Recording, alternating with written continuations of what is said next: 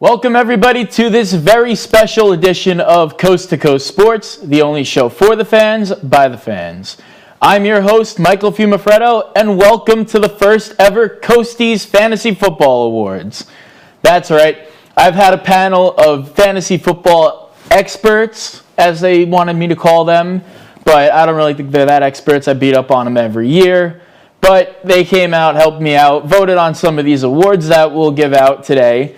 And we got a great list. We got the Rookie of the Year coming up first, followed by Handcuffed of the Year, Best Performance, Bust of the Year, and some other good ones as well, like the Moneymaker Award, which is a guess on which player will perform the best when it gets down to the best part of the season, the fantasy football playoffs. We also got the All-Fantasy First Team. We'll give out the Peyton Manning Quarterback of the Year Award, as well as the most important one, the only category with 5 nominees, the Most Valuable Player Award. So let's get right into it. Now, this first award goes to a very important player. It's the Rookie of the Year. Now, in April, the NFL held their annual draft where they picked the best college players to come in, fill needs on their team. They could be anywhere from the quarterbacks to the kickers. And this first award recognizes the one that's been the best, specifically for the fantasy football perspective. So now we had 3 nominees. They were Justin Herbert, rookie quarterback out of Oregon, plays for the Los Angeles Chargers. James Robinson, who undrafted from Illinois State, came out and performed well as the running back for the Jacksonville Jaguars. And Clyde Edwards-Helaire, the Kansas City Chiefs running back out of LSU, who many people picked in the first or early second rounds. So with that, the winner of the first ever Coastie, the Rookie of the Year award, goes to Justin Herbert. Now, this guy is one of the very special ones for me. He was my pickup in my fantasy league. He came out, really performed pretty well. He's currently the quarterback 8 after sitting out week 1, not getting to play until week 2 when Tyrod Taylor went down with an injury. But the Chargers have stuck with him. I mean, he's played pretty well. He's solidified himself as a starting quarterback in this league for many years to come. And he's helped guys like Keenan Allen and Hunter Henry really show off and be great players this fantasy football season. Now, personally, when I did the voting, because I was part of the panel as well, I decided to go with James Robinson over my quarterback. I know, shocking, right? But James Robinson, who, like in the NFL, he was undrafted in most fantasy leagues, came in here and really just dominated. He's had games of 30 points. He's had many games with 20 points. And he's right now the running back number 4 in the league. So I thought he really performed with both of those guys, both on the moneymakers at one point, but both of those guys really performed well. Now, this next award goes out to other guys that have really played well this season, especially considering they were backups to start the year. Now, I know this season's been crazy with the amount of injuries. We had top guys go down. Christian McCaffrey, Saquon Barkley, Michael Thomas was out for a while, Nick Chubb. All these guys really went out with injuries, but the most important position on many teams is the backup running back. And that's just because if a star like the guys I mentioned go down, who's going to step up, fill that role, and they're going to really help the team out, especially the quarterbacks in the passing game, the wide receivers. They might have to draw a little more attention. So there were a bunch of guys that really came out and outperformed what they were supposed to do, mainly because they were backups. So this next award goes to the Handcuff of the Year. Now, in fantasy football, this is going to be in the fantasy football glossary that I've been producing for some of my fans out there who don't really know what I'm talking about. So I'm working on that. It'll be out soon. Hopefully you guys will enjoy that. But a handcuff is essentially a player who's a backup to a star running back. If he were to go down with an injury, you'd be the first guy to have him. You won't be on the waiver wire or anything. You won't have to make a move to pick him up. And there's a ton of guys out there. Alexander Madison, Tony Pollard of the Dallas Cowboys. Both those guys are picked up early in drafts sometimes just because of the status of their players, especially Zeke Elliott, who wasn't out all year but has underperformed. Dalvin Cook went down with an injury for a game or two, so Alexander Madison was a popular get. But the nominees for this year's award are Mike Davis, Kareem Hunt, and Chase Edmonds. And the Coastie goes to... Gotta wait for it. Let's try it again. And the Coastie goes to... Mike Davis, running back for the Carolina Panthers. Now, you'd think it's very hard to fill a guy like Christian McCaffrey's shoes, but looking at a guy like Mike Davis, he did it phenomenally. I mean, when you look at some of the stats he's had, he's really been a weekly start. Some games he hasn't performed like Christian McCaffrey would have, but when you think of guys like Mike Davis, he's a perfect example for a player that's going to win you a fantasy league. Now, many people probably picked him up. Not sure if the Christian McCaffrey owners did, but if you did, congratulations. He really helped you out. But even some other guys who maybe just weren't winning in the first couple weeks of the season, needed a spark at that running back position, they got it in Mike Davis. Now, I thought this was an obvious choice, but many people in the voting categories didn't think so. Now, it was a very close race between Mike Davis and Kareem Hunt. Kareem Hunt being Nick Chubb's running mate, basically, not even his backup out in Cleveland. But here's the interesting stat, and it's what really made the difference for me when I was voting, and I'm sure it made a difference for a lot of others. Kareem Hunt actually performed a lot better with Nick Chubb on the field than off of it. Now, we've seen them be a great 1-2 punch. Kareem Hunt really coming in during those passing down, third down situations, or maybe even the goal line sometimes, while Nick Chubb does the rest of the work. But he was more or less better as a tag team partner than a feature back himself, which is why I decided, and many others decided, to give the award to Mike Davis. But sometimes, you got to step up, be that guy. And for this next award, the Best Performance Award, these guys in these specific weeks really did so. I mean, starting off with week 2, Dak Prescott, not even from a fantasy perspective, although he did put up 40 points against the Atlanta Falcons that week, he led his team down from a 3-touchdown deficit and ended up winning that game. Another guy, Tyler Lockett, who was on the Moneymakers, so was Dak Prescott at the time, but we all know about his injury.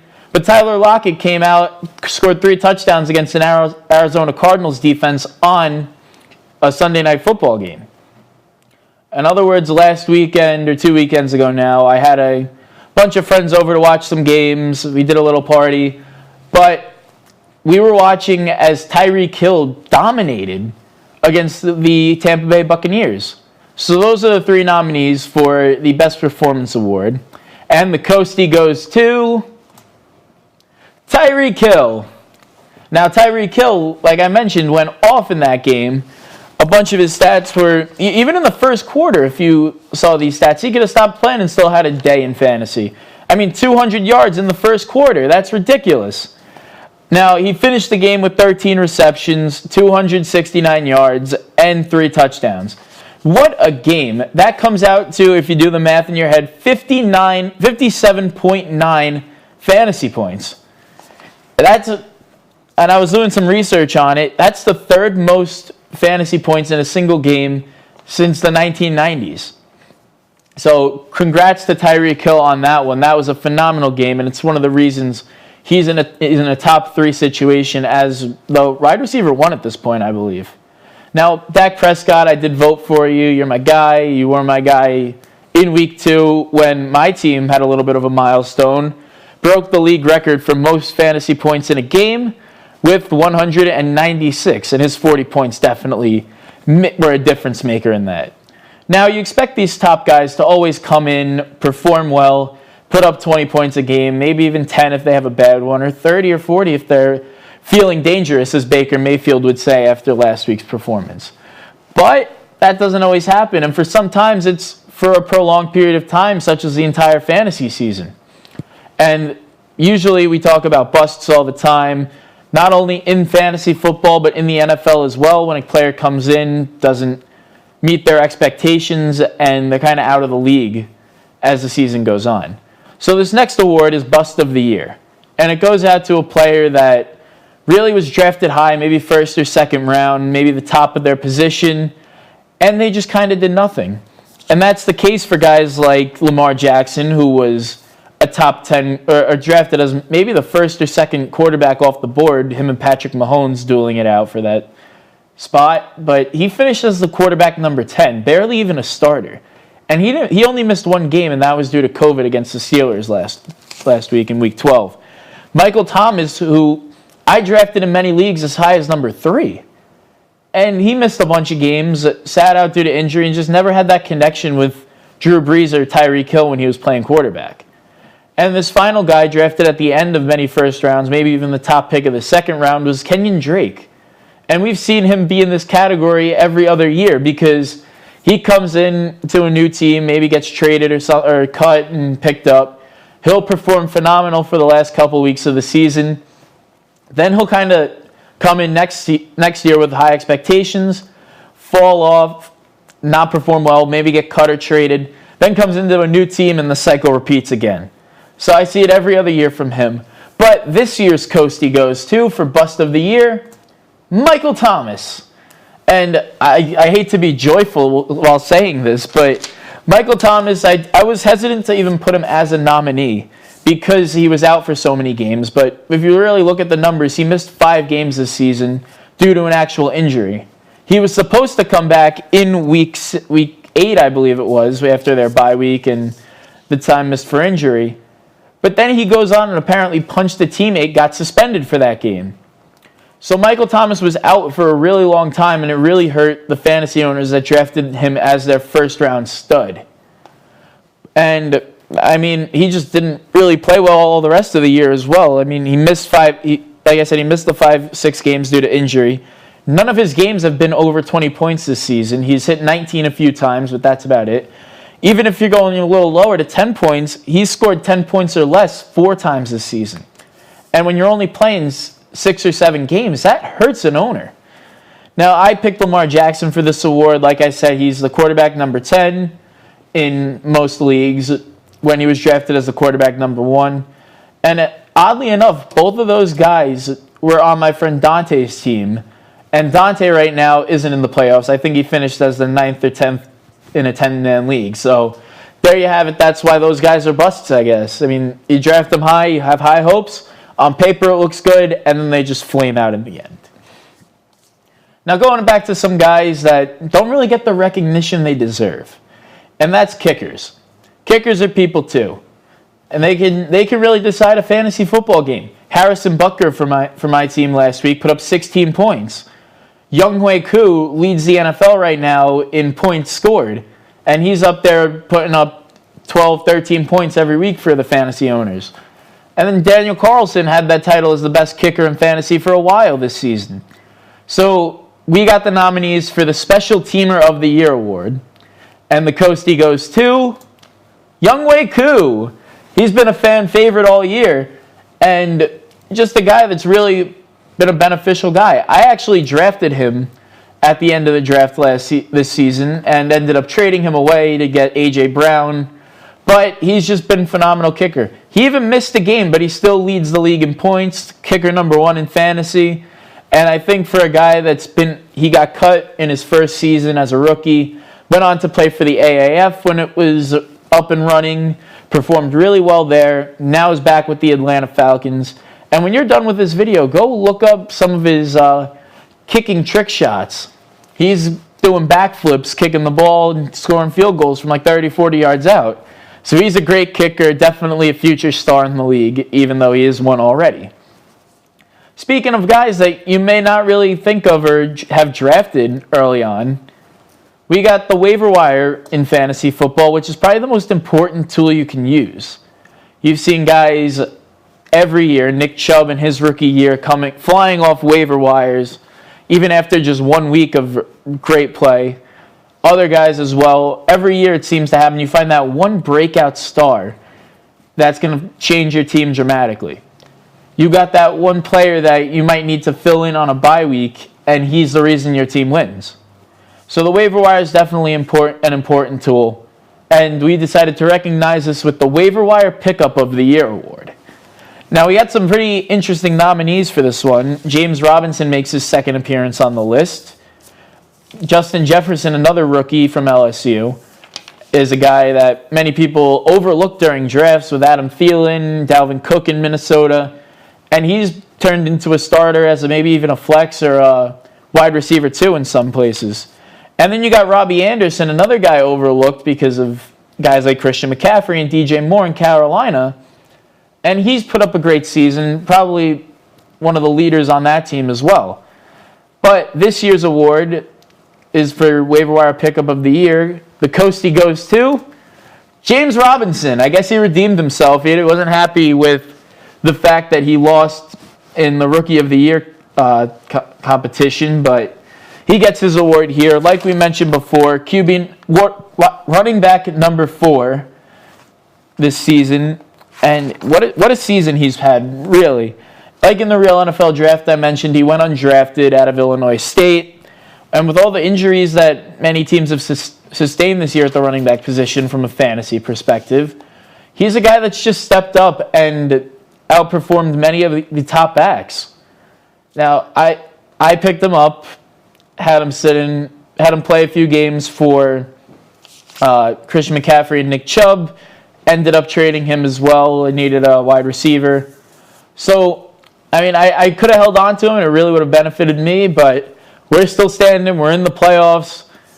But congrats to James Robinson on winning the first ever waiver wire pickup of the year award. Now, another award this one was really probably one of the most fun to put together because it's really an opinion question. It's not based off of stats. It's not based off of the eye test. It's based off of who the panel thought was going to be the best player in the fantasy playoffs. You got Christian McCaffrey, my guy, who's coming back from injury. Really excited to see him back on the field for Carolina. You got Austin Eckler as well making a comeback. If teams got into the playoffs without him, he's back now, just like McCaffrey. And then you got a guy, Derrick Henry. We've seen what he can do when it gets down to the final 4 weeks of the season. Titans need him big to get back into the playoffs, and they got a pretty easy schedule. And the Coastie for the Moneymaker Award, best player going to be in the fantasy playoffs, goes to Derrick Henry. So, like I mentioned, he's been performing all year right now. He's running back number 3.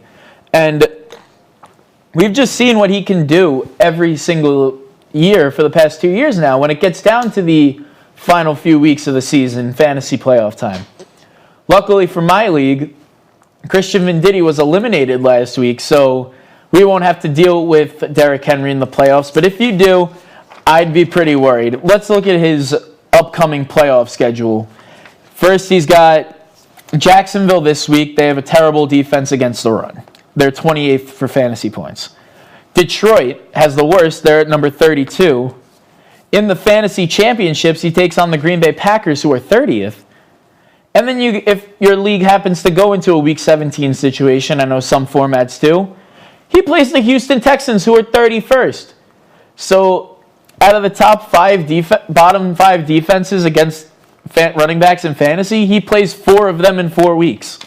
And if that's not a recipe for a disaster, I really hope you're not playing the team with Derrick Henry, because this is going to be, he'll maybe even be the MVP of the playoffs if it happens as we think it will. And moving on, we got a few more awards left, but this one's more for me because I'm biased. Remember, we said we would make that a tagline, but we have the Michael Fiumefreddo Coaches Award. Now, this goes out to my favorite player, my most impactful player on my team MVP, if you will. And the nominees I gave were Tyler Lockett, Justin Herbert, and Antonio Gibson. Now, all these guys performed tremendous. They've had their bad games. They had their good games. I'm not going to I'll credit all of them because we're right now in the playoffs. We had the second highest most points in the league this season. And we only lost that by 2. Congrats, Jonathan, on that. Beat me with the Amari Cooper touchdown last night. But for Coaches Award this year, the Coastie goes to Justin Herbert. Wins his second Coastie of the year. And yeah, I know he had a really bad week last week. And yeah, I know he's an Oregon guy. We root for USC here. But Justin Herbert has been phenomenal this season.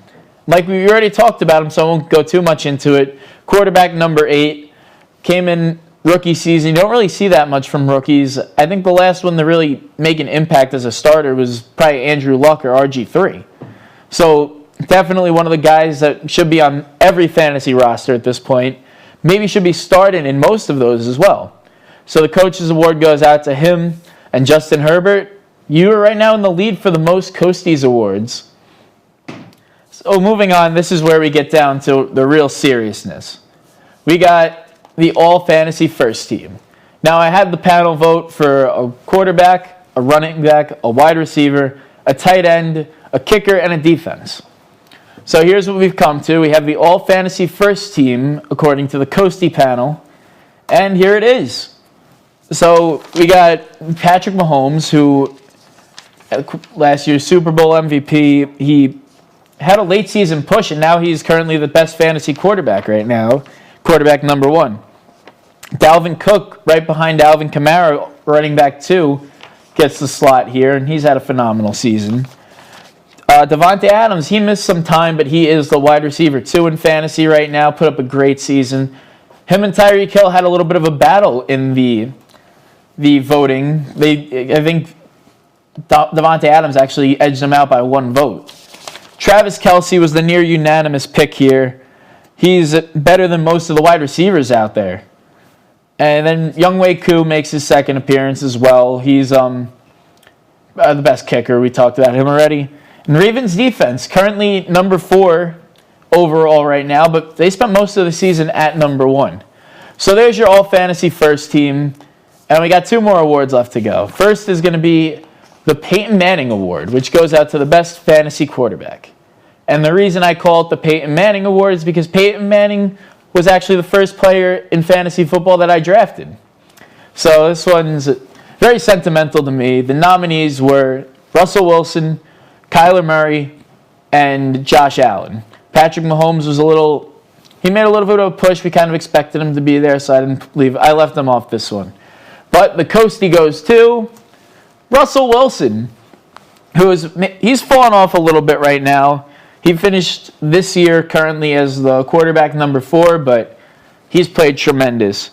In fact, 9 of his first 10 games, he scored over 20 points, including the first 8 weeks of the season. They were all over 20 points. Started off on a hot streak. He was putting up 30 points, 35 points, 30 points again the first couple weeks of the season. He's had a few big games here and there. He's had a few bad games, but so does everybody.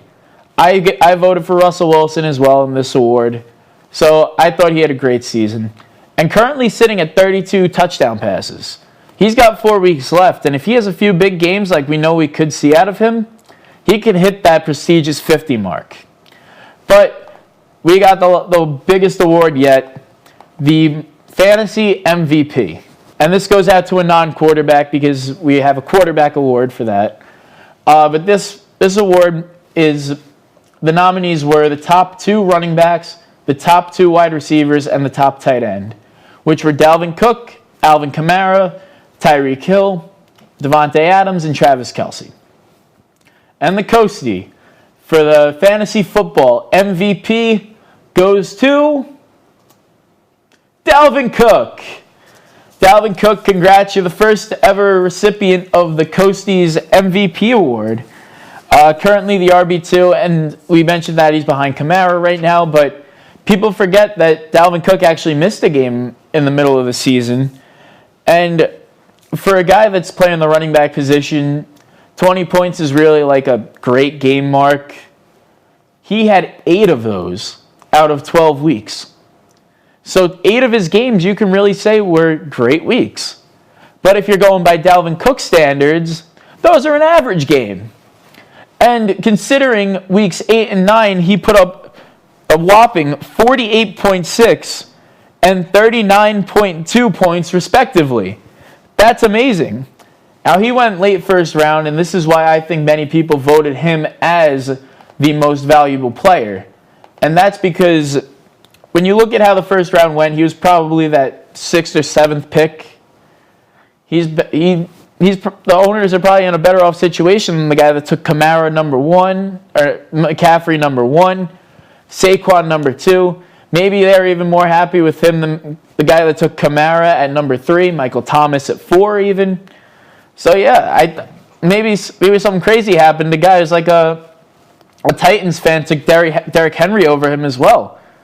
But the thing that does scare me about him is his playoff schedule. He's got 3 of the top 10 defenses in the next 3 weeks. He takes on Tampa Bay this week. They're the 5th. Chicago, who's 10, and New Orleans, who's number 1.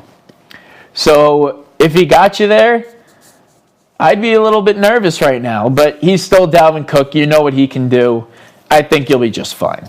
Now, I personally voted for Travis Kelce on this award, and that's just because I was doing some research for this, and I found out of the non-quarterbacks, because quarterbacks tend to score the most, Travis Kelce, who's a tight end, might I add, which you probably already knew that. If you didn't, now you know Travis Kelce is a tight end.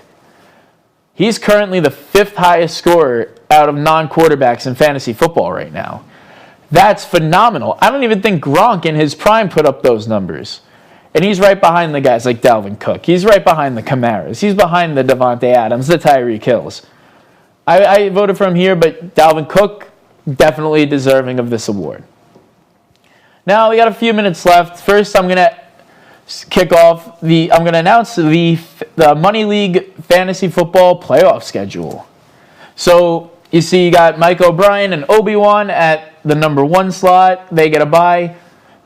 Brandon Caridi and Dos Boobies coming out of nowhere, out of the playoffs a few weeks ago. They now sit at a first-round bye because Jonathan Kroon and 2 Girlies 1 Cup had a few losing streak, have been on quite a losing streak right now. They fell all the way to the 4 seed. They're taking on Mims for Roy and Brant Mandia. Now, my team, the Moneyball Moneymakers, we sit at number 3, even though we have the second best record. That's because Mike O'Brien and I are in the same division, and he ended up getting the bye by beating me by 1 game. And I'll be taking on Phil Healy, who you may know, and I don't want to jinx myself, so I'm going to knock on some wood here. I got this wooden gavel that I'll just knock on real quick. Oh, there you go. I'm going to knock on that just because it seems like every time I play Phil in the playoffs, his team chokes dramatically. And he texted me today. Let's give him a call, see if he answers. But Phil texted me today, best of luck. You got to send him back, same thing. But I got him on the phone right now. Let's see if he picks up. He's a busy guy out there in Colombia, playing baseball out there. So we'll see what happens. It's ringing. It's ringing. Yeah, it went to voicemail. He said, sorry, bro, in class. What's up? I'll answer that later. But this week's also special because it's Conquest Week. And if you don't know what that is, it's the week when USC Trojans take on the UCLA Bruins in football. Big week on campus. Wish I could be there. We usually have a concert. Last year we had Quavo and Saweetie come perform.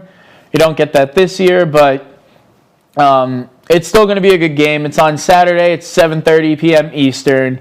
And catch me decked out in USC gear all week long. And I even got my USC shoes handy right now. See, they're a little dirty right now. I mean, they're white shoes. What are you going to do? But we got the USC shoes on. Now, I still think there's a sliver of hope left in the college football playoff hopes for USC.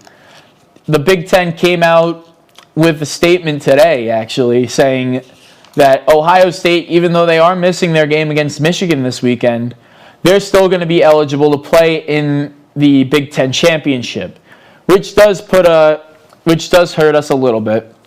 But USC, after a dominant performance against Washington State, where Amon-Ra St. Brown had 4 touchdowns in the first quarter, the College Football Playoff Committee saw this and went, hey, they're actually pretty good, and shot us up 5 spots in the rankings.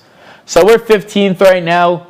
Hopefully we'll make a few more jumps. If we win this week, we win the Pac-12 championship. We need a big upset somewhere, whether it's the Ohio State game or even Clemson could lose to Notre Dame again, and they're out with 2 losses.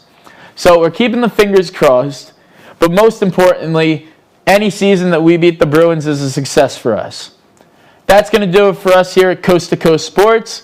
Thank you for watching the first ever Coasties. We're going to do this show annually at the end of the fantasy football regular season. But that's going to do it for me now. Once again, I'm Michael Fiumefreddo, and you're watching Coast to Coast Sports, the only show for the fans, by the fans.